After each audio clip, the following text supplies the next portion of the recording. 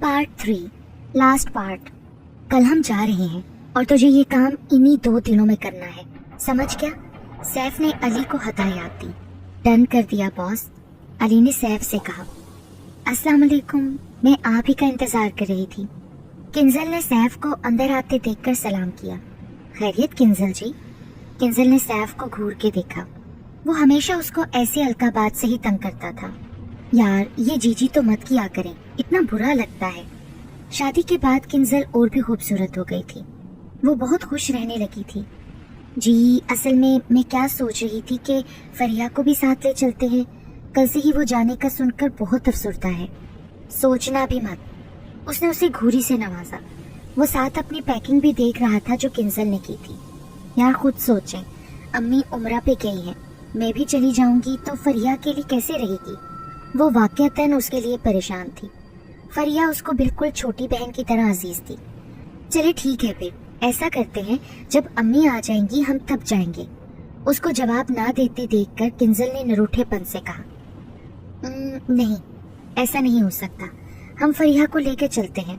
अगर वो ना जाते तो सैफ का बना हुआ मंसूबा बिगड़ जाता, इसीलिए उसे ना चाहते हुए भी हामी भरनी पड़ी। फरिया इस वक्त अपने कमरे में मौजूद थी। जब आखिरी बार वो हवेली आई थी यही कमरा उसकी पनाहगाह था। कमरे के वस्त में सुरमई रंग का पुराने तर्ज का बना बड़ा सा पलंग था। पलंग के बिल्कुल सामने एक हसीन पेंट वर्क आवेजा था। पेंट वर्क में एक इंतहाई खूबसूरत लड़की एक झरने के पास बैठी नन्ही सी कली को हाथ में लिए मुस्कुरा रही थी। उस पेंट वर्क को देख के आज फिर वो अपने माजी में खो गई थी। तभी उसे महसूस हुआ जैसे इस कमरे की खिड़की किसी ने खोली हो। उसने पलट कर देखा लेकिन पीछे कोई भी ना था और न ही खिड़की खुली थी। उसने अपना रुख बेड पे बिखरे कपड़ों की जानिब किया ताकि शाम को सैफ के होने वाले निकाह के लिए कुछ मुंतखब कर सके। एक बार फिर उसके कमरे में खिड़की खुलने और फिर जोर से बंद होने की आवाज गूंजी। उसने पलट कर पीछे देखा लेकिन पीछे कुछ न था। तमाम तर ख्वाब जो आज तक वो देखती आई थी उसे सब याद आने लगे। उसने अपनी दोनों आंखें कबूतर की तरह मूंद ली। वो अपने करीब सरसराहट होती महसूस कर सकती थी। तभी दरवाजा जोर से बजा और उस लम्हे उसका फंसू टूटा। दरवाजे की आवाज पे फरीहा की एक जोरदार चीख बुलंद हुई। Fariha, are you there? दरवाजे की दूसरी तरफ अलीज़े थी। हाँ मैं हूँ। फरीहा ने फौरन दरवाजा खोला। मैं काफी देर से डोर नॉक कर रही थी। Fariha, are you okay? उसकी उड़ी रंगत देखकर अलीज़े ने पूछा। जी भाभी। उसकी आवाज अब तक लड़खड़ा रही थी। तुमने कहा था कि हवेली दिखाओगी। फहद कब से तंग कर रहा था। यू नो, उसको ऐसी लोकेशंस बहुत पसंद है, तो मैंने सोचा पूछ लूं अगर फ्रेश हो गई हो तो चलें। जी भाभी चले, मैं तैयार हूँ। पहले हवेली देख लेते हैं। वो इस वक्त तो इस कमरे में रुकने का खतरा नहीं ले सकती थी, इसीलिए जल्दी से बोली। वो दोनों तो जा चुकी थी लेकिन दीवार पे आवेजा पेंट वर्क पर छपाक से निशान पड़े थे, जैसे किसी ने पंजे से नोचा हो। किस कदर हसीन जगह है ये आप भी। फरिया ने अपने इर्द गिर्द के मनाजिर को इश्तियाक से देखते अपनी हैरत का इजहार किया। आपको पता है मैंने ऐसी जगह पहले कभी नहीं देखी। वो अब भी गाड़ी की ग्लास विंडो से बाहर देख रही थी। हर तरफ हरियाली थी और हरियाली में वक्फे से बने छोटे छोटे घर। छोटे घरों को बिल्कुल मुनफरिद अंदाज में रंगा गया था। हर घर के अतराफ में रंग बिरंगी फूलों के बागीचे थे। माहौल में ताज़ा हवा और परिंदों की चहचहाट। उफ, कौन कहता है कि ये भी इसी भीड़ भाड़ वाली दुनिया का हिस्सा थे। अगली नशिस्त पे बैठा सैफ निहायत बेजारी से गाड़ी चला रहा था, जबकि उसके साथ वाली नशिस्त पे बैठी किंजल कभी फरीहा की बातों का जवाब देती तो कभी सैफ से बातें करती। गाड़ी ऊंची नीची टहलवानों से होती हुई एक निहायत खूबसूरत हवेली के सामने आ रुकी। ये हवेली मोइज साहब की खानदानी हवेली थी, यानी किंजल के दादा परदादा की। ब्यूटीफुल। गाड़ी से बाहर निकलकर सैफ भी हवेली की तारीफ किए बगैर ना रह सका। देखा, मैंने कहा था ना आपको जरूर पसंद आएगी। अभी तो और भी बहुत कुछ है इस हवेली में देखने को। किंजल की खुशी छुपाई नहीं छुप रही थी। आप ही किंजे आ गई, आप ही किंजे आ गई।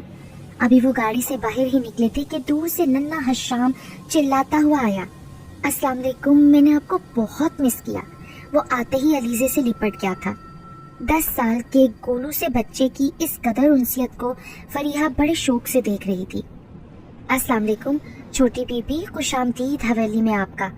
उसके पीछे ही आदम साहब भी आ चुके थे। आदम साहब इस हवेली की देखभाल करते थे। वालेकुम अस्सलाम आदम बाबा, और बहुत बहुत शुक्रिया। उनके एहकाम के मुताबिक 2 खादिम उनकी गाड़ी से सामान निकाल रहे थे, जबकि वो अब सैफ और फरीहा से उन सब का तारुफ करवा रही थी।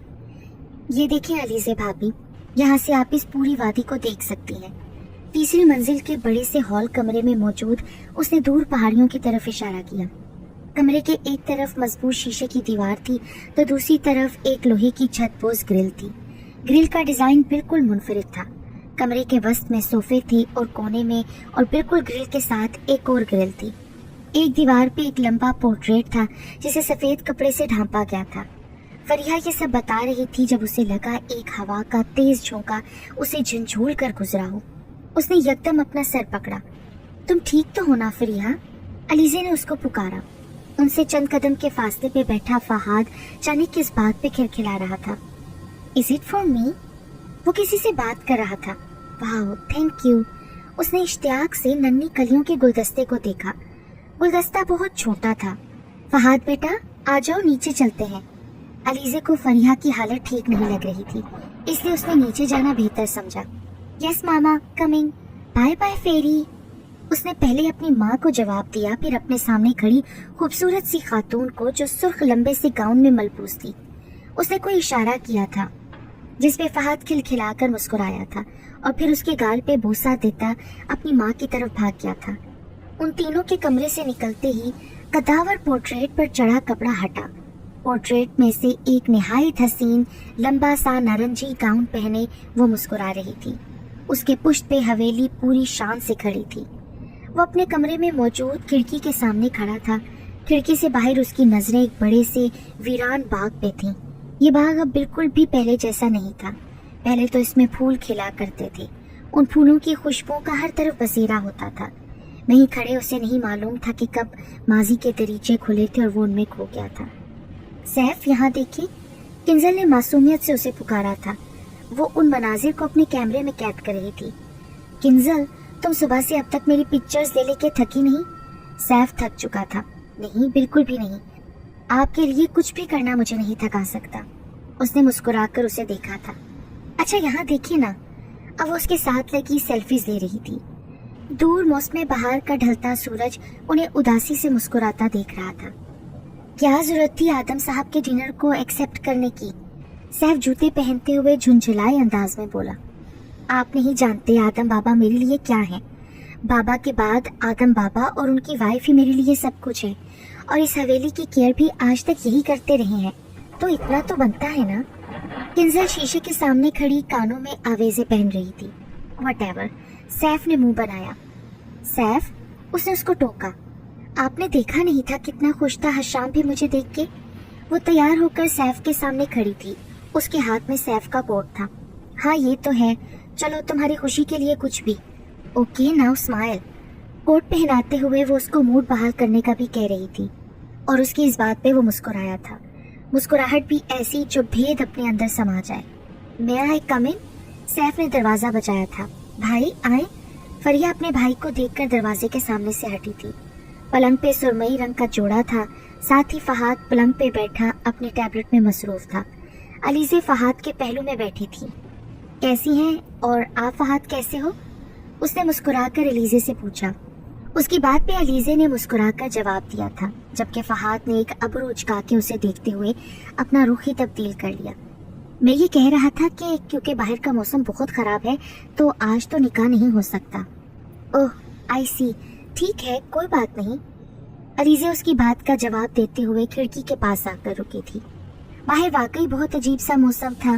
दोपहर से बारिश थी कि थमने का नाम ही नहीं ले रही थी। फिजा में भी बहुत अजीब सा नारंगी साया छाया था। तभी एक तेज झोंका फरीहा को छू के गुजरा। उसकी आंखों की पुतलियां और पलकें बिल्कुल जामिद हो चुकी थी। तो फिर डिनर रेडी है, आ जाए। वो और बातें भी करना चाहता था, लेकिन अलीज़े के सर्द रवैये को देखकर उसने अपना इरादा तर्क कर दिया था। अलीज़े फहाद को लेती उसके पीछे चलती थी। फरीहा भी उनके पीछे चलती थी। मेज पे जहांगीर साहब और शुमाइला बेगम पहले ही मौजूद थी। आज अपने वालिद की जगह बरसों बाद हशाम खुद मौजूद था।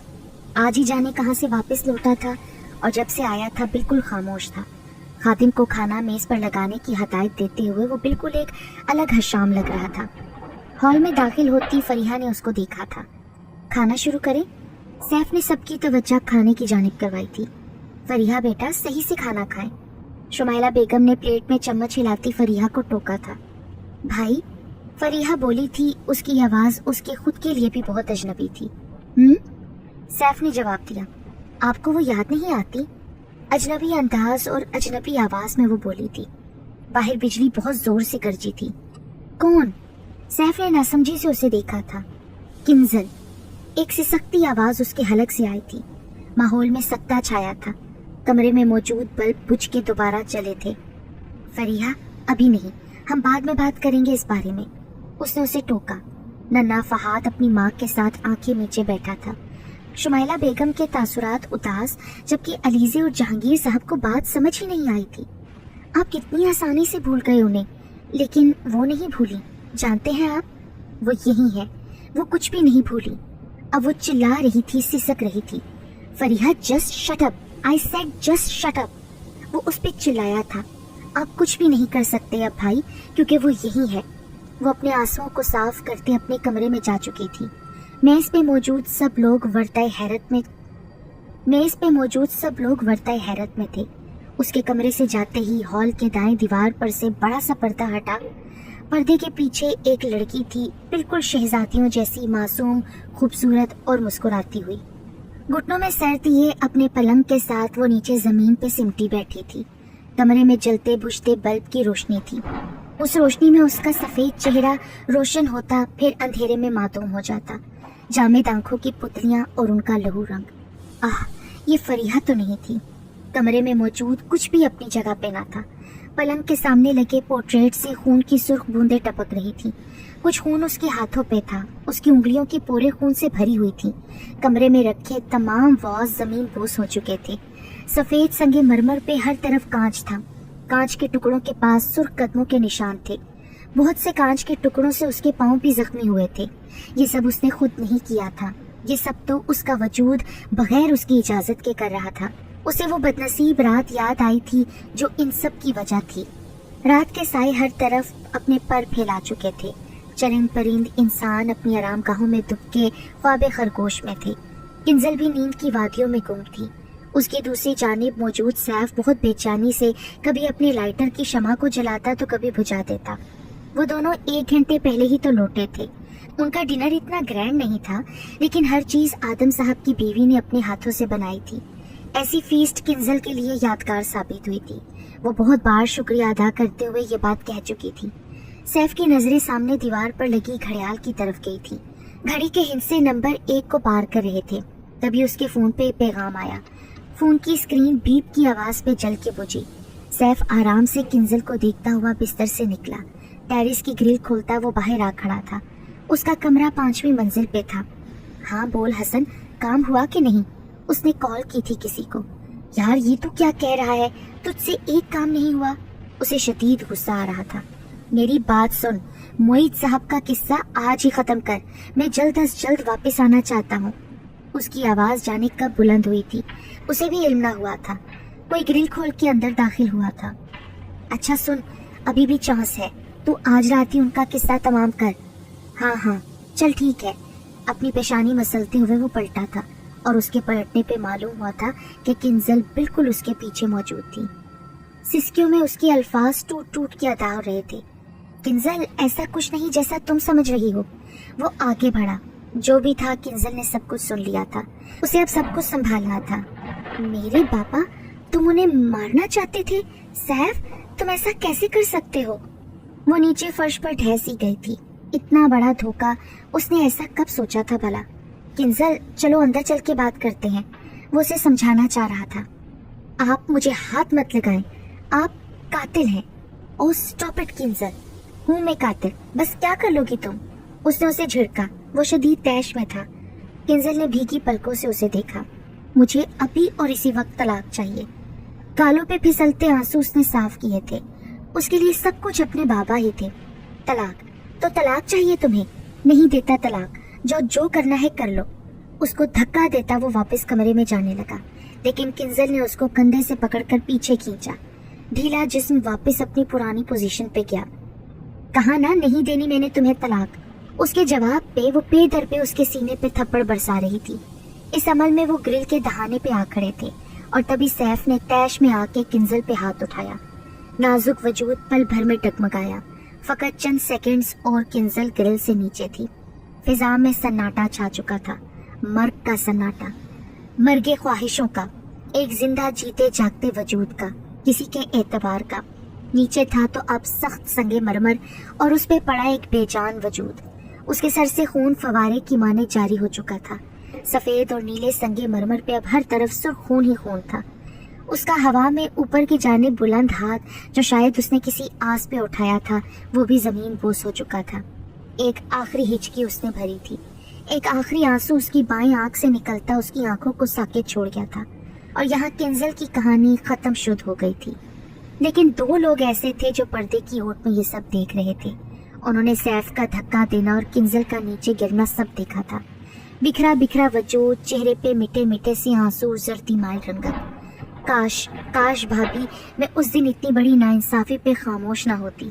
सैफ भाई ने आपको मारा, मैं जानती थी, लेकिन मैं खामोश रही। आखिर क्यों? मैं भी आपकी कातिल हूँ, आपकी मौत की बराबर जिम्मेदार। सिसकते हुए उसने खुद से कलाम किया था। वो चीख रही थी, चिल्ला रही थी। बरसों पहले की गई गलती पे आज तक खुद को जिम्मेदार समझ रही थी और शायद वाकई वो जिम्मेदार थी भी सही। उसे वो दिन याद आया जब किंजल ने उसके सामने दम तोड़ा था। उसके भाई ने उसे जानबूझ के धक्का नहीं दिया था, लेकिन उसके गिरने के बाद वो उदास भी ना था, गमगीन भी ना था, बल्कि किंजल ने अपने भाई का दूसरा रुख देखा था कि कैसे उसके मरने के बाद वो खुश हुआ था। वो पर्दे की ओर से देख सकती थी। किंजल के नीचे गिरने के बाद टेरेस पे आदम साहब गए थे। उन्होंने भी ये मंजर अपनी आंखों से देखा था। वो खामोश नहीं रह सकते थे, तभी वो सैफ के सामने मौजूद थे। वो उससे लड़ रहे थे, चिल्ला रहे थे। उन्होंने सैफ का गिरेबान पकड़ा था। वो क्या कह रहे थे वो इतनी दूर से समझ नहीं सकती थी। सैफ ने पे दर पे उन पे मुक्कों के वार किए थे। फिर वो उन्हें टेरेस की ग्रिल के दहाने पे ले आया था। उनका आधा वजूद ग्रिल की दूसरी तरफ नीचे लटक रहा था। उनकी पुश्त सैफ की जानिब थी और सर नीचे जमीन की जानिब। वो अपने नातवा वजूद से सैफ को हटा नहीं पा रहे थे और तभी सैफ ने उनके नातवा वजूद को नीचे धकेला था। उनका वजूद किसी डाल से टूटी टहनी की तरह नीचे गिरा और यूं वो अपनी जिंदगी की बाजी हार गए थे।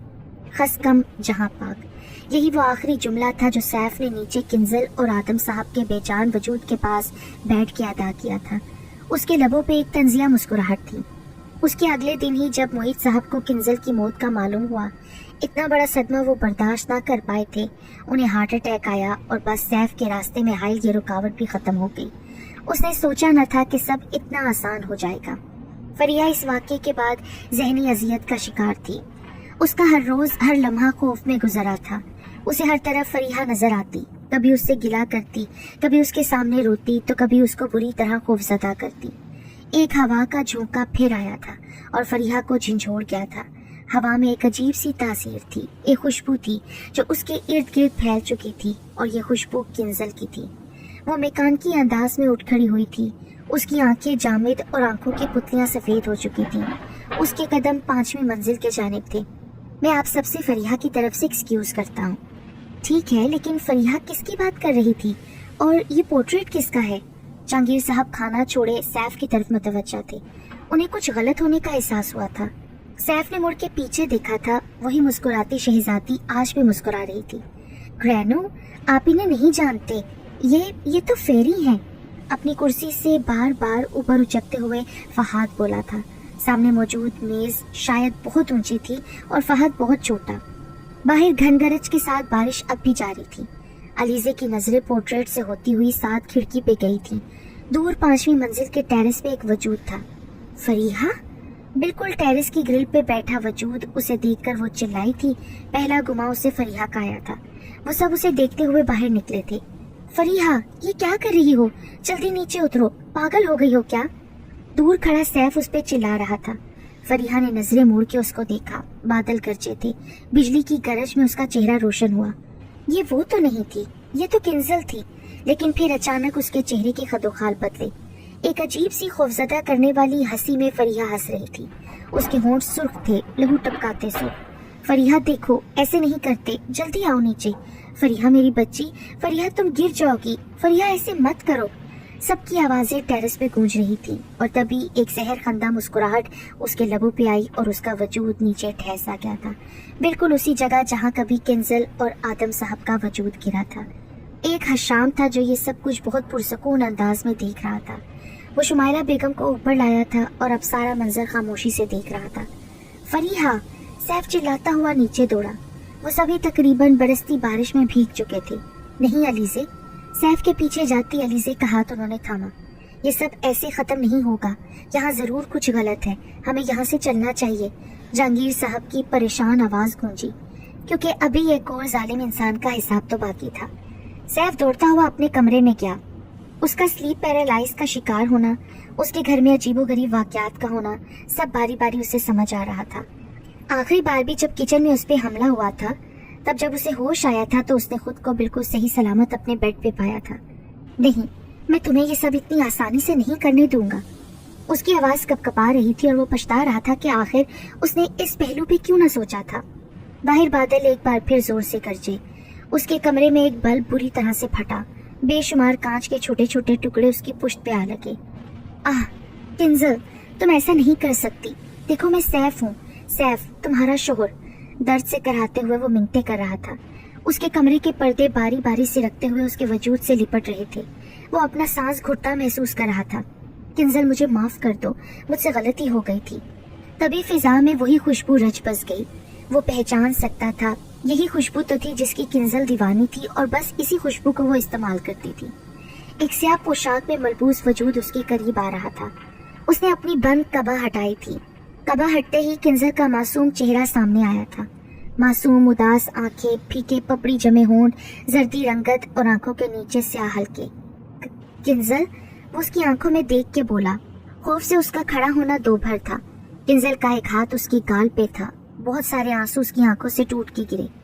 मुझे तुमने मार दिया, आदम बाबा को भी तुमने मार दिया, मेरे बाबा भी तुम्हारी वजह से मर गए। आखिर क्यों सैफी, आखिर क्यों क्यों इतनी बड़ी सजा तुमने मुझे दी? बोलते बोलते वो एकदम रुकी थी। जो हाथ उसके गाल से हिला रहा था वही हाथ उसने इतनी जोरदार तरीके से सैफ के गाल पे मारा कि खून का फवारा फूट पड़ा। 3 बड़ी धारें सैफ के मुंह पे थीं और उनसे बहता खून वो चिल्ला रहा था, अपने चेहरे को हाथों में थामे। किंजल का वजूद उससे थोड़ा सा दूर हुआ। जिन पर्दों में उसने उसे जकड़ा था उनकी गिरफ्त उसकी ओर सख्त होती चली गई। एकदम से उसका वजूद हवा में बुलंद हुआ और सामने दीवार में नस्ब बड़े से सिंगार शीशे से टकराया। सैफ का पोर पोर उसकी जद में आ गया था। वो नीचे जमीन पे गिरा करा रहा था। मुझे माफ कर देना सैफी, क्योंकि मैं तुम्हें हरगिज माफ नहीं कर सकती। वो एक बार फिर उसके पास आई। अपनी बात मुकम्मल करते ही खिड़की के पास पहुंच चुकी थी। देखते ही देखते भारी भरकम फानूस जो छत की वस्त में लगा था वो सैफ पे गिरा और यहाँ किंजल की रूह को सुकून मिला था। एक रोशनी सी फूटी थी खिड़की के पास से। उस रोशनी में किंजल का वजूद हवा में तहलील हो चुका था। बाहर बारिश यकलख्त थमी थी। फिजा में एक अजीब मसूर कुन खुशबू फैल चुकी थी। तो ये बात थी, जहांगीर साहब ने समझते हुए सर हिलाया। हशाम उनके सामने मौजूद था। वो सब इस सारे हादसे के बाद शहर आ चुके थे। वही उन्हें तमाम हकीकत से आगाह कर रहा था। उसे वो दिन याद आया जब वो और अली हवेली आए थे। फिर एक सहर उस पर तारी हुआ था और वो बेहोश हो चुका था। तब बेहोशी के आलम में तमाम कहानी उसने ख्वाब की सूरत देखी थी। शायद ये सब किंजल की जानिब से किसी को मदद के लिए आगाह करने की कोशिश थी। जो भी था, अब तो वो अपना काम कर चुकी थी, अपना इंतकाम ले चुकी थी। हमने बहुत बड़ी गलती कर दी सैफ को समझने में, कह सकते हैं आप अंकल। हशाम ने कंधे उचकाए। इसीलिए कहा जाता है कभी भी किसी इंसान के मुतल्लिक राय या तवक्का कायम नहीं करनी चाहिए, चाहे सही या गलत, क्योंकि हम नहीं जानते कि किस शख्स ने अपनी जिंदगी में क्या देखा है और वो किस मरहले से गुजरा है। वरना हमारी दूसरों के मुतल्लिक यही राय हमें बड़े मसले से दो चार कर सकती है। जैसे किंजल, मोहित साहब और आदम साहब अपनी जान से हाथ धो बैठे थे। जहांगीर साहब और अलीज़े शायद खुशबख्त थे जो सैफ जैसे कातिल, धोखेबाज और लालची इंसान से बच गए थे।